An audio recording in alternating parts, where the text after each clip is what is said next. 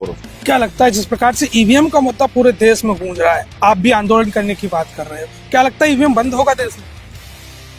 EVM भी बंद होगा, बैलेट पेपर से चुनाव हो सकता है। और हो सकता है जो हमारी दूसरी मांग है कि ईवीएम से जो वीवीपैट से जो पर्ची निकलती है वो पर्ची व्यक्ति को मिल जाए, व्यक्ति को चेक कर ले और व्यक्ति को उस पर्ची को आसानी से एक बॉक्स में जमा कर दे और ईवीएम मशीन की जगह उस पर्ची की गिनती हो जाए।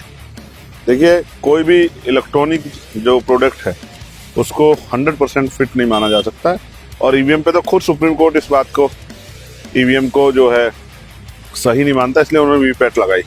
अगर सुप्रीम कोर्ट ईवीएम को सही मानता तो वीवीपैट क्यों लगाता? वीवीपैट इसलिए लगाई कि लोगों का जो जनता का विश्वास है बना रहे। लेकिन अब वीवीपैट से पर्ची निकल रही है, एक वो जनता के हाथ में आ जाए और फिर उसकी गिनती उसी की हो, एक दिन फालतू लग जाए कोई फर्क नहीं पड़ता। 1.5 महीने में चुनाव होते हैं लोकसभा के, 6-6, 7-7 चरणों में, तो अगर 2 दिन में गिनती में लग जाए क्या फर्क पड़ेगा? लेकिन जनता का विश्वास लोकतंत्र में जो बना हुआ वो कमजोर नहीं होगा। इसलिए वोटों का जो वोट है वो इलेक्शन फ्री एंड फेयर होना चाहिए। संघर्ष भरी जिंदगी में ख्वाहिश हजार रखो, सफलता मिले या ना मिले, संघर्ष बरकरार रखो। जय भीम ने मैं निरंजन सिंह और आप देख रहे हैं आपके अपने चैनल बहुजन साथी को। दरअसल आपको बता दें, आज हमारे साथ मौजूद है भीम आर्मी के संस्थापक और आजाद समाज पार्टी के राष्ट्रीय अध्यक्ष चंद्रशेखर आजाद जी। नगीना लोकसभा चुनाव से ये अपनी दावेदारी ठोक रहे हैं और यहाँ प्रचार में लगातार लगे हुए हैं। इनसे बातचीत करते हैं कि क्या रणनीति है नगीना जीतने के लिए। पहले तो भाई साहब स्वागत है। बहुत बहुत धन्यवाद। क्या लगता है कैसे नगीना को आप जीतोगे? क्योंकि चुनाव जीतने के लिए चुनाव तैयारी बहुत जरूरी होती है। पिछले 2 साल में आजाद समाज पार्टी ने मजबूत तैयारी की और उनकी तैयारी के दम पर हमें भरोसा है।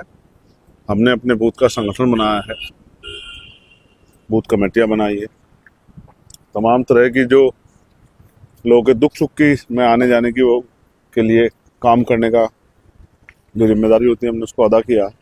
हर बूथ पे 20-30 हमारे ऐसे मजबूत कार्यकर्ता हैं जो पूरे बूथ की जिम्मेदारी संभाल सकते हैं और एक-एक बूथ को बूथ तक पोलिंग वाले दिन पहुंचा सकते हैं। बिना बूथ कमेटी के चुनाव जीतना आज के समय में बिल्कुल नामुमकिन जैसा है।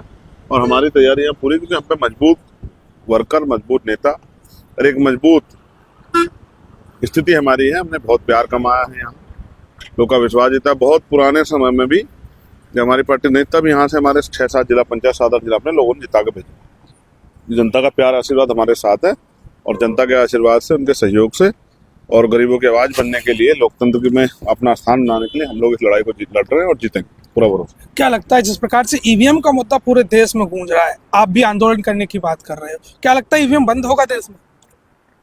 ईवीएम भी बंद होगा, बैलेट पेपर से चुनाव हो सकता है। और हो सकता है जो हमारी दूसरी मांग है कि ईवीएम से जो वीवीपैट से जो पर्ची निकलती है वो पर्ची व्यक्ति को मिल जाए, व्यक्ति को चेक कर ले और व्यक्ति को उस पर्ची को आसानी से एक बॉक्स में जमा कर दे और ईवीएम मशीन की जगह उस पर्ची की गिनती हो जाए।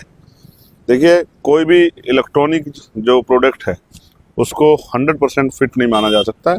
और ईवीएम पे तो खुद सुप्रीम कोर्ट इस बात को, ईवीएम को जो है सही नहीं मानता, इसलिए उन्होंने वीवीपैट लगाई। अगर सुप्रीम कोर्ट ईवीएम को सही मानता तो वीवीपैट क्यों लगाता? वीवीपैट इसलिए लगाई कि लोगों का जो जनता का विश्वास है बना रहे। लेकिन अब वीवीपैट से पर्ची निकल रही है, एक वो जनता के हाथ में आ जाए और फिर उसकी गिनती उसी की हो, एक दिन फालतू लग जाए कोई फर्क नहीं पड़ता। 1.5 महीने में चुनाव होते हैं लोकसभा के, 6-6, 7-7 चरणों में, तो अगर 2 दिन में गिनती में लग जाए क्या फर्क पड़ेगा? लेकिन जनता का विश्वास लोकतंत्र में जो बना हुआ वो कमजोर नहीं होगा। इसलिए वोटों का जो वोट है वो इलेक्शन फ्री एंड फेयर होना चाहिए।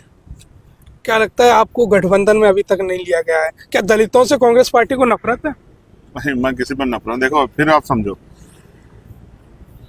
अपने रास्ते खुद बनाने पड़ते हैं। कोई आपके लिए रास्ते नहीं बनाता, कोई आपको अवसर नहीं देता, आपको अपने रास्ते स्वयं बनाने पड़ते हैं।